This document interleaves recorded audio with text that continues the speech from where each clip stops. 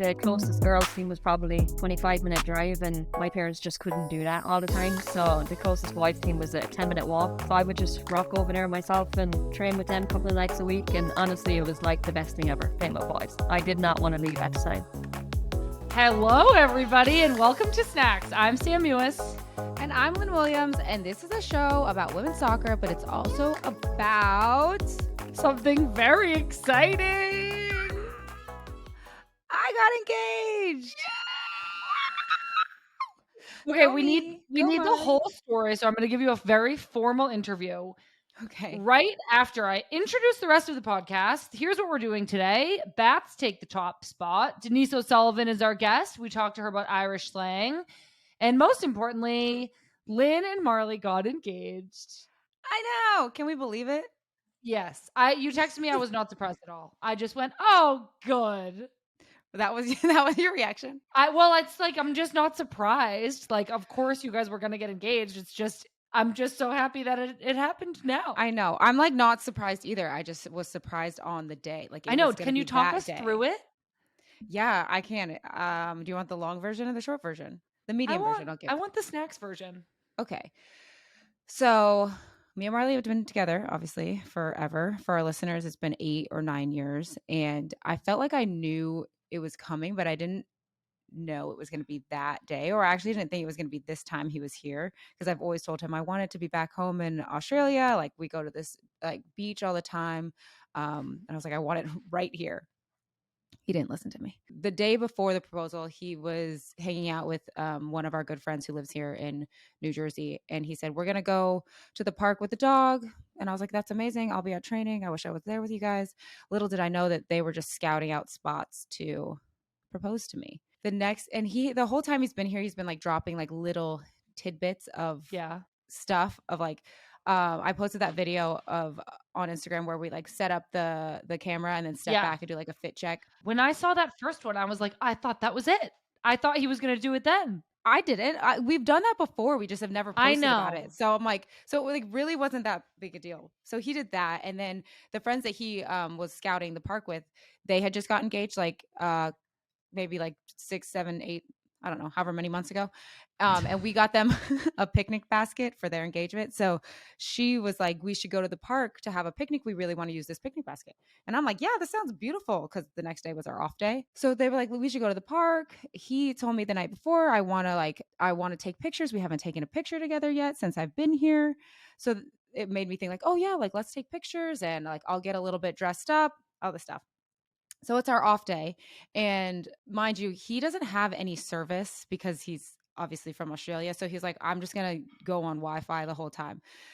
So that day I was like, I really want to pamper us. So I'll get my nails done and you get a pedicure. That worked out in his favor. That just happened to be a coincidence for myself. So we're getting my nails done, and I told him like we were going to go at 12, but the nail lady called and was like, we have to push it back. He's starting to panic in his head because he has like everything down to like the minute of what's supposed to be happening. So I'm like, it has to be pushed back to 12:30. And he's like, yeah, it's totally fine. So then we do that. But meanwhile, he's like typing away ferociously on his phone in the nail salon. Yeah. Being like, we got to push this back. Just like relax, blah, blah, blah, all the stuff to the people who are trying to help plan it. And so then after that, we come back to the apartment to change, because he goes, are you going to wear that? And I was like, what do you mean? Like, we're going to the park. I know. I was like, we're going to the park. They're bringing their dog. He's like, they're not bringing the dog. The dog is going to eat all the food. And in my head, because every time we've gone to the park with Finn, I'm like, oh yeah, like that sounds pretty logical. Like the dog will eat the food, and that's probably going to be a hassle. So they won't bring him. So we go into the closet, and he's like, why don't you wear this dress? But it's like so too dressy. And I'm like, no, we're going to the park. We're going to be laying around in the dirt. Yeah. So I had already had those white pants on. So I just like grabbed this matching set that goes with it. And I was like, I'll just wear this. So me wearing white just was also another coincidence that worked out in his favor. So I'm kind of like dicking around upstairs, and he's like, we have to go. And I'm like, oh yeah, so sorry. Like, so we get all the way downstairs to the car, and I go, oh my gosh, I forgot the car keys. So he goes, are you serious? And like I said, he only has like Wi-Fi. So every time we get back into the apartment, he's texting them like, okay, wait, like you have to wait a second. Like we're going to be a little bit later. So he's panicking me. I'm like, it's only going to take 5 more minutes. Like, let's go back upstairs, get the keys, come down. But thank God I did that, because he forgot the tripod that's like the key, most central part to this proposal. So we finally get the keys. We go back downstairs, and the friends call me that we're supposed to be going to the picnic with, and they're like, we got in a fender bender, but the car that hit us is not in good shape because the car behind them hit them. So we have to wait for the police to come. I'm like, oh my gosh, are you guys okay? This is all a made up story, but I'm like, oh my gosh, are you guys okay? Like, take your time. We're going to still go, but like, if you guys are going to be a little bit late, totally fine. So Marley wanted me not to even have on my radar that they might be at the park. So if I for some reason saw them, it wouldn't register in my brain that it was them, which is exactly what happened. Yeah. And so then they called a little bit later after that, and they were like, look, the police like are taking a long time. We're not going to be there. And so I'm like, oh, that sucks. But like, you guys can come over. In my head, I'm like, you guys can just come over later. So we're driving, and now I'm taking the wrong turns. He again is like, are you serious? Because these friends realistically are already at the park with everything set up waiting for you. Exactly. And so we're late, and Marley's obviously panicking too, because he's just like, I want this to go smoothly. I'm stressed. I want to do it already. I'm panicking. So like, I want to get this over with. And I'm just like prolonging this, unfortunately for him. But I'm like, what's the big deal? Like, they're not there anywhere anyways. We're not in a rush. Like, so I'm like taking like the scenic route to the park, Liberty State Park. So we finally get there, and he has already scoped it out. He knows exactly where I need to park. He knows the exact route he has to take me on, blah, blah, blah. And so he starts setting up the camera, and he's like, go over there, like get into frame. Let me see if you're in frame. And he's like distracting me. So I'm like looking out at the city. I've never been to the Liberty State Park. I've never seen the Statue of Liberty, all these things. So I'm just oblivious.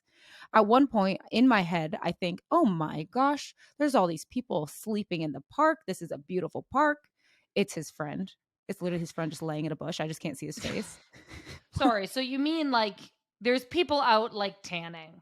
Like, yeah, they're tanning the like under trees. Yeah, right. Enjoying the sun. It's not like a bunch of people sleeping in the park. It's just no. It's just enjoying the weather, enjoying the nice park. Like, and you see this guy, and it's actually Marley's friend, but you don't recognize him because you weren't expecting them to be. Because I wasn't expecting. I didn't see his face, but his body's laying down, and I'm like, this is an incredible park. Like, we should come here more often. So, anyways, we like do a first take of like the proposal or whatever, like the fit check, which is like actually a very cute video. I might post it one day. And then we go back, and I don't know how he does it, but like I'm staring at the phone, looking at like the first take, and he is like fumbling with the ring in his pocket and also like giving the thumbs up to his friend because they're like the photographer. Yeah. So anyway, so then we go out, he gets on one knee and asks, and I'm in like complete shock. He had a whole speech he wanted to say. He forgot everything.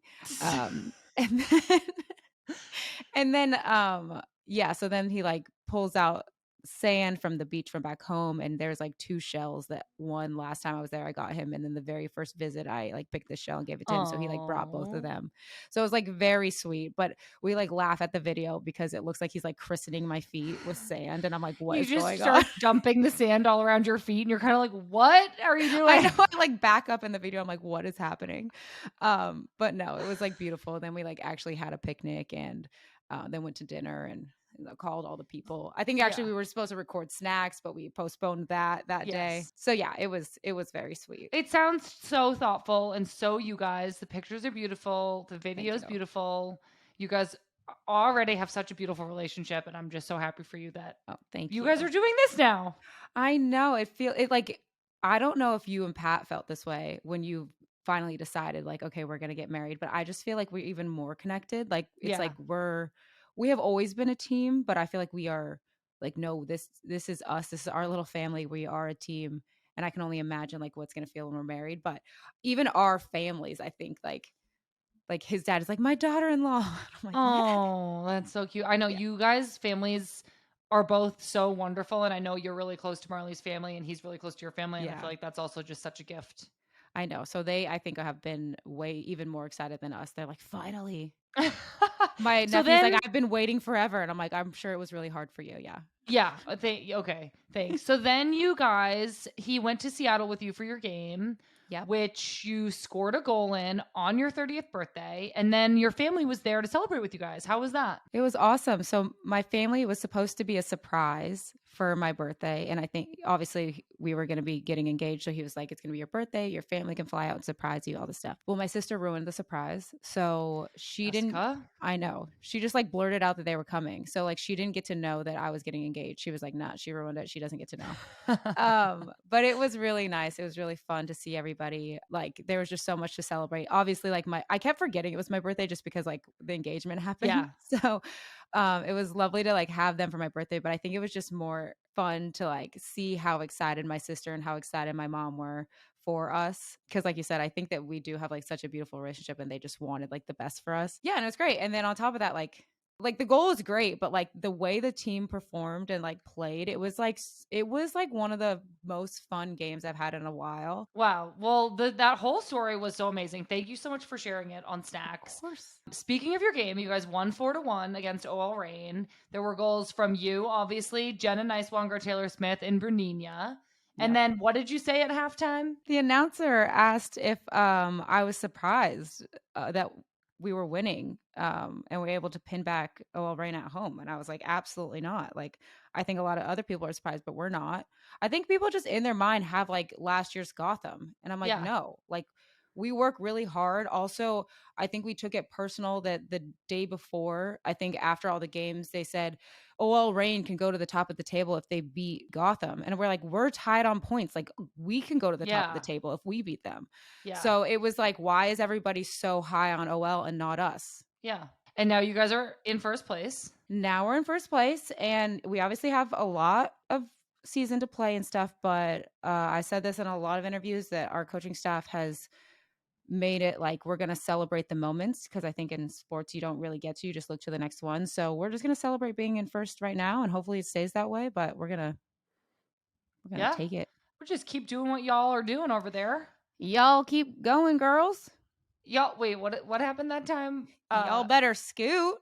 Was that what it was? Y'all better scoot. Yeah, because we were going to a game. We were in the elevator playing for the Courage, and some man was like, "What do you guys do? Like, what time's your game?" And we were the like game must 7? have been like, the game was like at 7. I think it was like 4:00, and he's like, "Well, y'all better scoot." Yeah, we're like, and well, yeah, we are going. We're on our way, sir. Okay, wait. Also, this is the 3rd time that you've scored on your birthday. I guess so. That's what they tell me. Well, thanks for tracking that. Whoever tracked it. All right, let's move on. Portland beat the Red Stars 4-0. I can't read this. It literally says Thorns are joined by Wave and Spirit on 15 points in 2nd, 3rd, and 4th. So it's Portland, San Diego, Spirit. After Gotham's Bats. After Go Bats. Okay. That was crazy. Speaking of San Diego, they beat Houston 3-0. Alex Morgan scored 93 seconds into the game. You've scored very early in a game in your lifetime.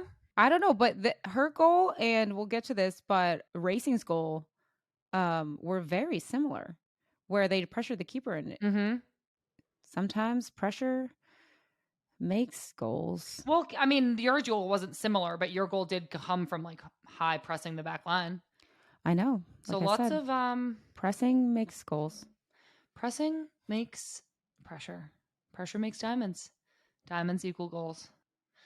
The Pride beat the Spirit 2-1.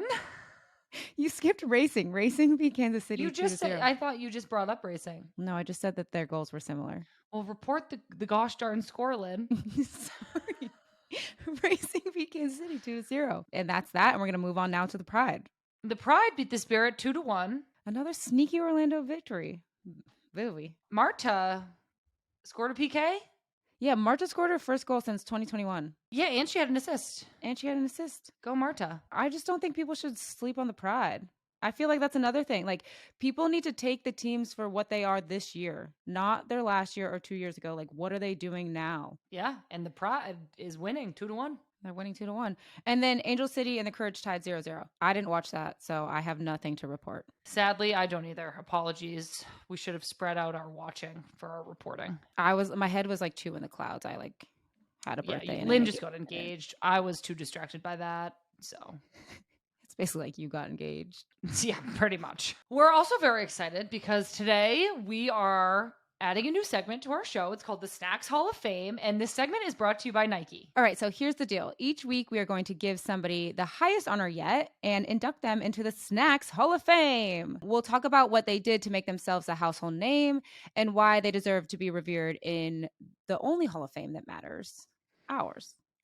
And then we'll induct them the only way we know how, by deciding what snack best embodies them. So for this week, we have Crystal Dunn. Congratulations. We do not have you right now, but we are inducting you sight unseen into the Snacks Hall of Fame.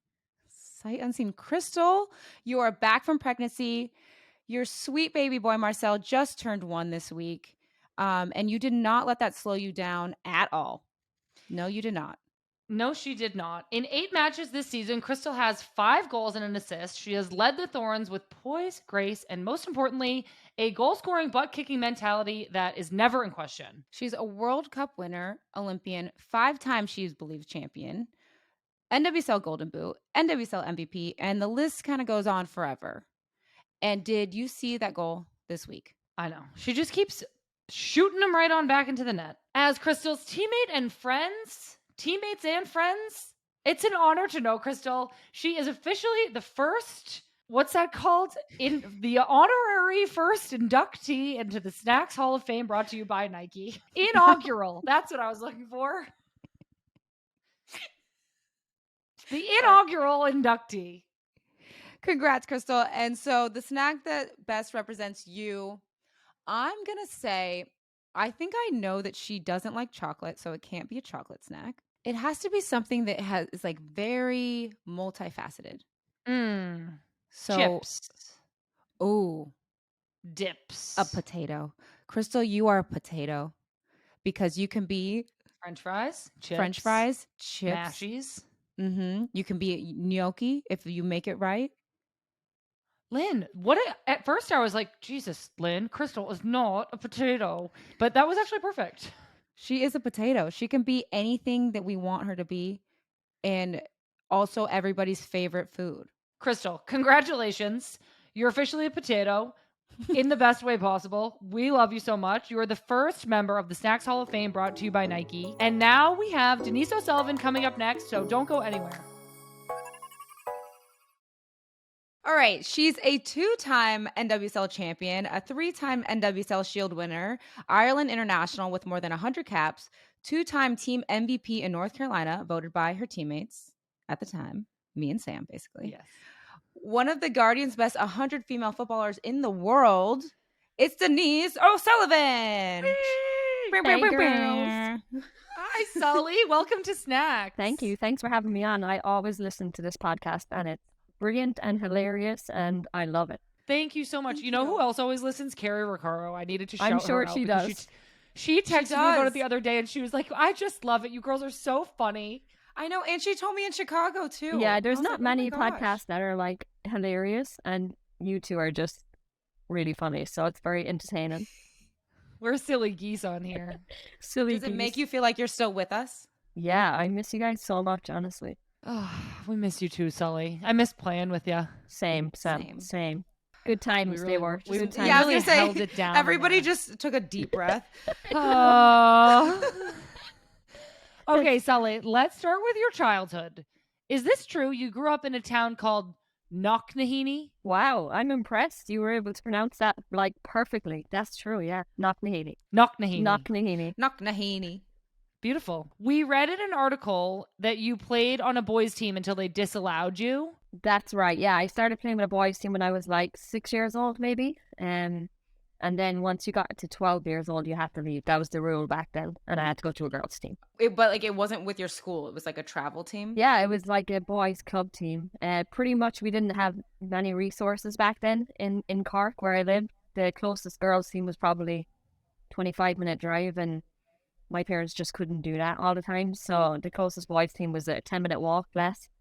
So I would just rock over there myself and train with them a couple of nights a week, and honestly it was like the best thing ever playing with boys. I did not want to leave at the time. Yeah, do you think growing up playing with boys like has impacted your game now? I think so, for sure. I mean, I played street soccer every day. I'm the youngest of 10 and I have 5 brothers, so I played street football with them every single day.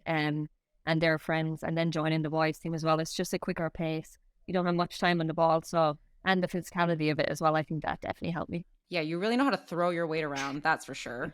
Yeah, she's Sully, tiny. like, will just deck somebody, and I feel like sometimes she gets away with it because she looks small, and the ref's like, she couldn't have done that, but she's so strong. Yeah, I think they're starting. I know to if I notice did me that, now, somebody would. So I get fouls against me a lot. They're like, yeah, she's the refs are like, we have our eye on her. We know what you're doing. So your brothers played, like your family was a family of soccer players. Yeah, my 5 brothers, 4 of them played. 1 of them played for the junior national team. So I think he has maybe 3 caps. So I would always there was a couple of times I'd travel up to Dublin to watch him play for the national team. And I would go to their games in Cork. So yeah, they were I looked up to them at the time. And I think that's where I got my inspiration to play soccer. Did you know that playing for the national team was something that you could do? Were you aware that professional soccer in America or in Europe was something that was you were going to do someday? I think from a very young age, it was always in the back of my head. I don't think from a young age growing up, I didn't have many role models. I think back then we didn't have many people to look up to. So it was tough. And nowadays, there's a lot of football on TV, a lot more accessible. Back then I wasn't able to see that kind of thing, but I think from a young age I knew I wanted to be a professional footballer. Yeah, I didn't like school, I didn't like anything else. I just loved soccer. I was obsessed with it. So I think from a young age I definitely knew I wanted to play for my country and go professional. Yeah, so obviously Ireland has a different system than we have. So you signed your first pro contract when you were 19 years old. Is that correct? Yeah, that's correct. 18, 19, I went to Scotland, to Glasgow City. That was my first semi-professional team, we would say. Then my first professional contract was Houston. Yeah. Okay, so how did you get picked up by Houston? Actually, we went to play USA in 2015 with the national team, and after that game, I actually remember it so clearly, being on the bus with one of my teammates, Savannah McCarthy, and I was like, wow, I would love to play in America. It was a dream of mine. And then a couple of weeks after the game, Houston Dash just contacted my representative. They started speaking, and that's how things started. Yeah, it was wild. It came about really quick after that game. That's really cool. I actually remember that game, Sully. I was there too. And I remember the crowd was so awesome. Yes. So I'm sure, for me too, I specifically remember playing in that game and being this is so amazing that there's all these people here to watch this game. Yeah, it was just an unbelievable atmosphere. The stadium, everything about it was just so cool. And I really remember just saying someday I would love to play in America. And yeah, it just came about so quick then after that. Yeah, so by that point you were 21. You've left home. Yes. And you're in America. Was it what you expected? I remember just being so scared, honestly. It came at a time as well where 2 weeks before signing that contract, my dad was really sick with cancer. So, and then he passed away a week before I was supposed to go to the Dash. So I had to put that off. So I think going there was just such an intimidating time for me. Obviously, it was a big dream of mine to play in America, but at the same time I had my mom, who I was leaving behind just after my dad passed away. So I was up and down, should I go, should I not go? And in the end, it was what my dad wanted. He wanted me to go. We were speaking about it when he was actually ill, about signing the contract. So I went, and I think I was in shock, honestly, when I first went to Houston. Just the intensity of their league was just another level. It hit me hard. And I was tiny then. I had no muscle whatsoever. I couldn't even do a squat. So going there, it was a shock to the system for sure. Well, Sully, we're so sorry about your dad. That sounds like that was a really difficult time, but the NWSL is so lucky to have you in the league. What do you think about all of the teenagers playing in the NWSL now, all the young girls getting signed? Do you think for the future of the NWSL that's a good thing? Because maybe in Europe that's a lot more common. Do you see a huge difference in the league now that's a possibility for young girls? Just what are your thoughts? Yeah, I think it's absolutely amazing. I think to have that opportunity at such a young age is phenomenal, and it definitely does happen more in Europe. And I think for me personally, if I got that opportunity at 15 years old, I would have snatched it up. So I think for the league, it's great for the future of the league to have these young players in, and you see them week in, week out there I mean, Alyssa Thompson, for example, she's absolutely killing it. So I don't think there's any limits to it. It's just, if you're a good player, then I think you should take the opportunity. And I think it's massive for the league. I know me and Sam have been talking about that a lot, that if it was available for us, would we have done it? And obviously there's so many things to be said of like going to college and you get that experience. But right. Just imagine if you could learn at 15 what you learned when you were 21, 22, and how far you could have gone, or the growth. Like I used to say that all the time. I'm like, oh, I feel like sometimes I have to go back and relearn things. And then now I'm here. And now they're doing it at 15, 16 years old. I'm like, go on, little girls. I know. It's actually incredible to see. Like, it's amazing. Does North Carolina have any really young players right now? 21-year-olds, the rookies that come in, but we don't have any younger than that. Our youngest is probably around 2021. Yeah. Okay. That even seems young these days too. Yeah, it's so young. I know. I feel like I'm just aging. Oh, I think we're just aging. I'm definitely. Sully, so let's talk about the Courage this year. If you had to define North Carolina's team this year in one word, what would it be? Resilient, I think, for sure. We always say on here, we've said this every week about the Courage. Never count out the Courage. Is that what we say, Lynn? I know, I'm seeing that a lot now. Never bet against the Courage. Am I saying that right? Yeah, don't count out the Courage. Yeah, you're saying it right.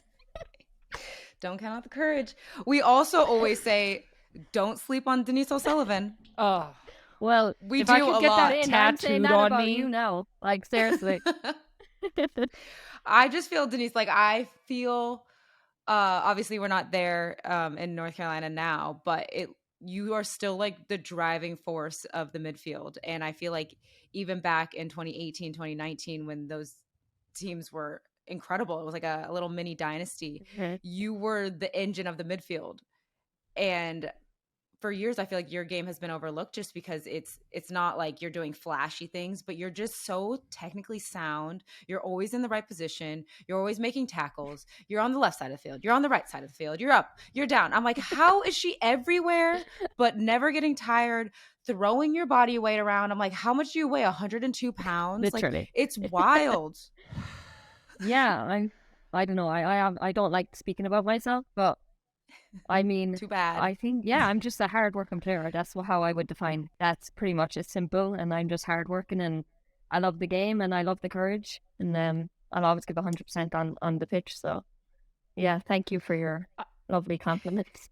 Sully, I remember playing with you, and we'd like both play the 6 in the box midfield for those years. Oh my goodness, Sam, that was on the Courage together. Phenomenal. And Sully, I would like sometimes when we'd be like up a goal, and you remember how we would just like pass it around at ease, and I would always just go, they don't even really like need me here. Like Sully could do this without me. Like we could literally play without me with 10 people, and Sully would do both jobs. Like you made playing the easiest, I think, of anybody I've ever played with, because you were just everywhere. You worked so hard.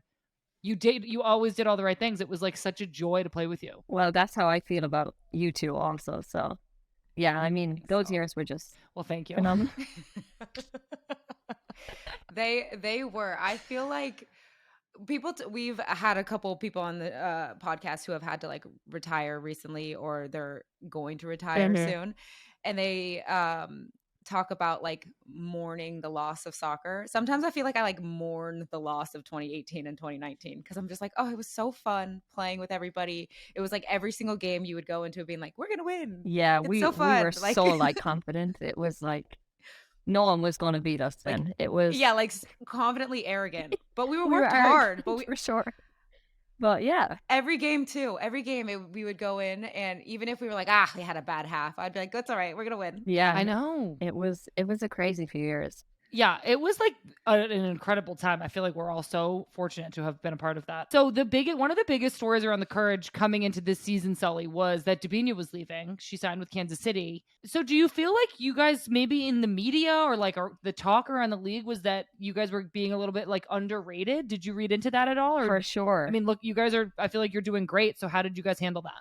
I mean, when you lose a player like Debinha, I was devastated like that she left, because she's always been so phenomenal to play with. And yeah, I've seen it all over social media in the off season. Courage this, Courage that. They're going to be crap. But for me personally, I just let that go in one ear and out the other, and like, we'll show what we can do on the field. And I think that was just the whole mentality of the team, is that going into this year, there is a lot of changes. It's like, it's a rebuild. The Courage is a rebuild right now. But just the mentality for us was just to stick together. We have a very young team now, and there's a very few veterans in the team. So I think we just said, look, let's block out the noise and let's just go on the field and show what we can do. And our mentality and our culture hasn't changed at all with the Courage. We still have the same identity, I feel like, now. Obviously we miss all you girls. I wish you were still here, but yeah, I think that's just the mentality now. Still is just block out the noise, work hard, and see where the season takes us. But we still train phenomenally hard. I mean, you can imagine having Mike Young still here. Like, our training sessions are not easy at all. So, but yeah, it's going really well, and I think it's up and down, and that's what I kind of expected coming into this year. But it is a journey, and it's a learning curve, and I think the team in a few years will be really good. I feel like the last 2 years, obviously the Courage has looked very different than in the past. I feel like we get to talk to a lot of people who have left, saying like they needed newness, they needed whatever for whatever reason, but you decided to stay, and now you were rightfully named captain. How do you feel like you have stepped into that role? I feel like before, at least when I played with you, you presented yourself like a captain on the field, but you weren't named captain. So do you feel like more pressure that way, especially since you're like more of a veteran now? Yeah, I definitely feel like I have a lot more responsibility, and I do feel a bit of pressure as being the captain, but I think I'm just still learning on the job. I think not in an arrogant way. I think I always have been a leader. I think that was just me. I think growing up in a family of 10 and having to do a lot of stuff on my own growing up with, I just think that's my mentality, and I do see myself as a leader, but not much has changed. I think more responsibility, more communication. That's pretty much about it. I think we have a lot of leaders on the team right now as well. Mare Speck is another example of great leadership. So for me, it's just learning every day and just having the positive attitude. I think always. I think we're going to have ups and downs throughout the season. I think that's the most important thing for me, is just to keep that positive mindset in the team and just create a good culture. Well, it's been a pleasure to watch you like improve. Like I said, I miss playing with you so much. I know Sam does too, but it's been awesome to see like how much you've grown in the last 5, 6, however, 7 many years. But we want to shift our focus to the World Cup, because this is Ireland's first Women's World Cup. I know. When you say that, incredible. I'm still like, are we actually going to the World Cup? Like, it's crazy. Yeah. Can you talk us through like your journey to qualify a little bit? Yeah. We didn't have an easy group. Obviously, we had Sweden in there. We had Finland, Slovakia. So it was a pretty tough group. And obviously, going through the heartbreak of not making the Euros last time out, we missed out by an inch to that. So that was absolutely devastating. But yeah, we made it to the playoffs, and we came second in the group. And then the playoff was against Scotland. So a very competitive game, a team we always played in the past. And yeah, it just came down to that one night. Oh, girls, I'm telling you, it was like surreal. I can't even explain it. Just that feeling of winning that game in front of a lot of Irish fans who travelled over and supported us, and just that qualifying for the first major tournament was unbelievable. Like, the pictures and the videos are unreal. Yeah, I couldn't handle my emotions. Like, I was all over the place. How have you seen your Ireland team grow over the past few years? And like, what do you think has enabled you guys to qualify now? Like, what's changed? Has anything changed within your federation or anything? Yeah, the federation. I mean, in 2020, we got equal pay. Or it was years before that. Actually, it was 2017, maybe we got equal pay. So I think that was a turning point for us as a team. I think they just showed a lot of spirit in us. They put a lot into the team itself. The resources in Ireland grew a lot. So I think that was the main turning point, was getting that deal done. We just had that belief that we could do something special then when we seen that the federation was believing in us. But I think as a team, we just matured. I think we've gone through stages in our career where we've had the heartbreak. For example, against Ukraine, where we lost 1-0, all we had to do was tie. And I think that was a turning point for us where I think we matured from then on. We felt that heartbreak, and going into this last qualifying phase, it was just a different feeling. I think that last game to get us through to the World Cup, there was a calmness in the locker room that I haven't felt before that Ukraine. We were all nervous. I think we were younger. We were a bit more immature. And I think that the team just grew in that way, got mature, and just believed that we could really do it. And I think as well, a lot of the players went overseas, went and played in England, went and played in top professional teams. So I think that helped the team a lot. Okay, so Ireland is going to open the World Cup against Australia in Stadium Australia. It will be the second game of the whole tournament. How do you feel about it? Have you thought much about it? I think about it every day. I'm like, my goodness, yeah, it's wild. I'm just really excited, honestly. Obviously, the first game has been moved to an 82,500 seater stadium now because the demand was so much in the game. Everyone wanted tickets. So, first of all, that's phenomenal. But I think going to a World Cup it's great for a country. It's going to give a lot of people joy. So, I'm just really excited to go there and compete at the first World Cup and see how it goes. You're like a top player in the league. You have been for years. You're captain. You're a top player for Ireland. You have over 100 caps. Like, how do you push yourself? And like, I guess when new things pop up like this, like you've never been to the World Cup before, so this is a whole new opportunity, but how do you stay like ready to keep growing and getting better when you're at the top of you're already at the top of the game? Do you know what I mean? Yeah, I mean, it's tough. I think it's mentally tough as well. I think preparing for the World Cup and also being in this league, it's a lot on your body and all the traveling. But I think for me, I don't know. I love the game so much. I just dedicate my whole life to football and trying to get better. So for me, it's just about staying focused. And when I'm with the Courage, I'll give 100%. And then when I'm with the national team, I give 100%. So I just continue to do what I do every day. I think I'm very professional in my lifestyle anyway, and I keep my body as best as possible to prepare and perform as best as I can. So for me, it's just to keep going and just work hard and look forward to it. You are so professional. It is like, I feel like watching you, because before you'd be like, I gotta go like lift weights and work out. I'm like, how is she doing that? But it's because you gotta throw your weight around. I know I've said that 3 times, but it's like, if people should watch you, I'm like, how is she doing this? Anyway, you play with a bunch of your national team opponents week in, week out in the NWSL. Mm-hmm. How is that? Are you reporting back to the squad? Are you like, girls, I played against this girl, I got notes? Not, I mean, I should, but I don't. But obviously, I've been playing in the league now for so many years, so I know a lot of players. I know their strengths. I know their weaknesses. I watch film all the time after games, so I do prepare in that way. But I think from the girls, well, on the national team, they watch my games all the time. I think they study it, and the team is very dedicated to that. So I think the teams that we're going to play in the World Cup, we'll be studying them, I think, nonstop, and we'll be ready for it. Is your family going to go to the World Cup? They're not, unfortunately. I mean, it's a lot of travel. First of all, it's really expensive. I know. But even in Australia, like the flights are from Perth to Sydney, it's like crazy. 5 hours. So it's just a lot to organize. But they are organizing watch parties, and they're pumped for it. They're going to be partying back there, honestly, like the whole time. But my boyfriend James is coming, so that's nice that I'll have someone there. Oh, that's amazing. When you guys qualified, did you think about your family?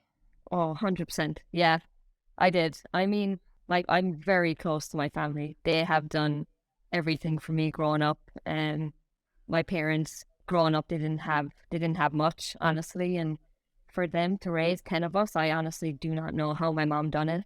She was a stay-at-home mom. My dad was out working to try and provide. So they done a lot for me with barely nothing themselves. So I do think about them every time I have success. That's the first thing I think about is my family.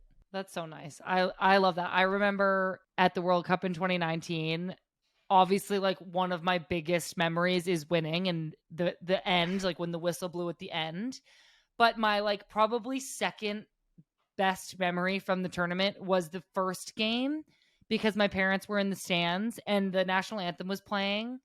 And I remember like literally just standing there grinning ear to ear, like, because that's my amazing. Parents were there and I was starting, and like I had made it. And it was just this culmination of like my whole life. And the fact that my parents were there, I just remember being like, the best feeling ever. Oh my ever. gosh, we did it. Yeah, it was sure. like really, really cool. So sharing that with my family. And then my husband, Pat, came for the final too. And I have this video just like bawling, hugging Pat and my parents. And it's like, I'm crying like inappropriately hard, but it's like, I just feel like sharing it with your family. I might have seen that video, honestly, Sam. Oh, yeah. It was so special. So I'm really, really excited for both of you to have opportunities this summer to experience sharing that with your family. It's so cool because you get into soccer because you just love it. You're a kid and you're like, I love this game. I love running around with my friends, blah, blah, blah. And of course, in the back of your head, you're like, oh, I want to go pro. Like, I want to play for the national team. But I don't think you actually grasp the idea of like, oh, it could happen, like what your life could look like. And then when you get there. Right. And it's different than club. Like club, obviously, it's so cool and it's amazing and you're a professional. But to be able to play for your country and see fans. Yeah.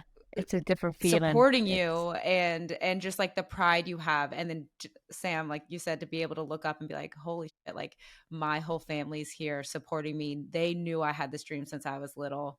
Yeah, winning a World Cup, like. Yeah, winning a World Cup really helps. And like they made it happen. Like, yeah. I just thinking about like all the sacrifices my parents made. Sully, you mentioned this earlier, like driving me to Virginia on the weekend. Yeah. Like people's parents like can't do that, don't have time or don't make time or like whatever it is. Like my parents gave everything they had to make sure I had that opportunity. And so to have them there and share that with them was like right up there with winning. Sharing just the first game with my parents was as good as winning. It was like so special. Yeah, that's really special. It's just like all the sacrifice. Like Mother's Day. I think about that. I'm like, I couldn't spend Mother's Day with my mom because I'm here playing soccer, or like the amount of Thanksgivings we've missed, or she had to drive me to a tournament and the whole family's over there. It's crazy what our parents do. It is. It really is. Okay. Well, oh, go ahead, Sam. I was just going to say on that note, I think we'll take a break and when we come back, we're going to play a fun game about Irish sayings with Denise O'Sullivan. We'll be right back. Okay, welcome back to Snacks. We're going to play a game with Denise, with Sully, and we want to embrace some Irish culture. So, this is how it's played. We got some slang terms. Hopefully we say them right. We're going to give you the term. You need to use the word or the term in a sentence, and then we're going to guess what the words mean. Okay. Let's practice. First one. Jay Snacks looked them up, so hopefully these are right, and hopefully you know I know mean. them. Oh my goodness, this is a lot of pressure now. Are you even really from Ireland? We're about to find out. That's a fake accent. That's the name of the game. Are you even really from Ireland? Okay, the first one, Sully, up to 90. Okay, up to 90. So I have been up to 90 today with work. Up to here, like a lot, like stacked up. Super busy. Yes, exactly. Good job, girls. Yes. Are we from Ireland? Yes. My ancestors. So that... Okay. Slagging. I was Jesus. like, man, I do not know that word. Slagging. I was slagging my friend yesterday about the shoes that he was wearing. Making fun of. Yes. Good job. About the shoes. I love languages. Slagging. Okay. 3, leg it. Leg it from the cops. Run. Oh. I couldn't think of anything else. Sully. Okay. You bad girl. Naughty Sully. Well, you've been very good so far. I'm impressed. Well, you're giving great context clues. Oh, am I? Okay, Lynn, go ahead. I feel like this. You say minus crack. Yeah. What's the minus? We're not sure. Know. Crack. So like, what's the crack? We're having. That means what's up? We're having some crack. We're having some crack. What? What's the crack? We're having the crack today. We're like hanging out. What's Talking shop. We're having the crack. We're having fun. Like we're having the crack today. Oh. Yeah. I got confused by different cracks. So like, what's the crack means what's up. CARCK. And then we're having the crack is CRAIC. Like we're having a good time. Okay, number 5 is acting the maggot. I was acting the maggot in school yesterday. Just a riot, like an Like absolute... being class clown. Exactly. Good job. Okay, we have one more, Sully. It's banjaxed. Did I say that so American? That was great. Banjaxed. I said banjaxed. Literally would I put that loud and enunciating. How would I put that in a sentence? My car was banjaxed today. Stolen. It was broken into. Broken down. Yes. Broken down. Third time lucky. My car was broken down. Banjaxed. Third time lucky. That was cute. That was cute. Third time lucky. Well, I think you passed the test. Good. I think we can confirm that she's Irish. She's Irish, and we are smart. I'm always told my accent's gone. Like, it's so annoying. I'm like, it's not gone. Is it gone? Tell me the truth. It's not gone. It's not, but I'm sure it's less when you go home. Yeah, and then once I'm home for like a week, it couldn't be any more thick, Irish. I bet. So thick. Yeah. That's how Sam is when she goes home to Boston too. Really? I'm like, oh. Yeah. Or when I speak to my family on FaceTime, it just comes out then. It's so weird. Yeah, or if I have one Bud Light, all of a sudden I'm Mark Wahlberg. Oh, that's the better. Okay, Sully, well, that's all we had for you. Thank you so much for coming on Thank you Snacks. so much. Thanks, girls. We do need you to do a chomp. Great. A serious one. Why did your face do that? Thanks again to Denise O'Sullivan. What a fun chat that was. Next week on the podcast is Lindsay Horan. Another induction into the Hall of Fame and the epic return of Snacks or Pass. So don't forget to rate and review this podcast. Like this one from Sally6RTV. These two make you want to just fire off a text to ask them to be your friends. Well, the answer is yes, Sally. Why are you reading this in an accent? Am I? Well, I'm going to keep it going. This is my news reporter. Sam and Lynn remind me of my days playing collegiate sports and all the highs, lows in politics and camaraderie and injuries. Thanks for reminding us, Sally, that went along with it. Snacks is a great mix of real life soccer, hilariousness, and everything in between. Mental health, relationships, and definitely good talks about sometimes foods. Their conversations with other athletes remind us that while they are pro soccer players, they're not all that different than the rest of us. And it's so refreshing to hear. Okay, but really, Lynn and Sam, do you guys want to be friends? Sally, I think it's safe to say that we want to be your friend just as much. So the answer is yes. I agree. I think we already are friends. That's what I thought. I think like doing Snacks is being like, I need friends. So like, I'm just going to be myself on a podcast and whoever listens is my friend. I couldn't agree more. If you listen, you're my friend. Yeah. So friends. Do you want to give out your phone number? No. Distant friends. Friends in the audio industry. Medium. The audio medium. Okay, Lynn. Okay, one last thing. One last thing. I have one last thing if you need me to. Yeah, because I feel like I've talked about me a lot. So go. I got a neck spasm from swimming, and now I have to turn with my whole body. I'm having like physical emergency after physical emergency. Neck pimples, neck spasms. What's my neck gonna do next? I feel like swimming has been so dangerous for you. What else did I hurt swimming? Didn't you have like an arm cramp or something? Oh, like you were getting chafing. All right. Well, stay tuned for Sam's neck updates. And don't forget to subscribe to Snacks on Apple Podcasts, Spotify, iHeart, or wherever you get your podcasts. Snacks is produced by Jay Wolf, Lauren Day, Patrick Cadino, and John Murray. For more great women's sports content, go to justwomensports.com and be sure to follow Just Women's Sports on all your favorite channels. I'm Sam Mewis. And I'm Lynn Williams, and you've been listening to Snacks.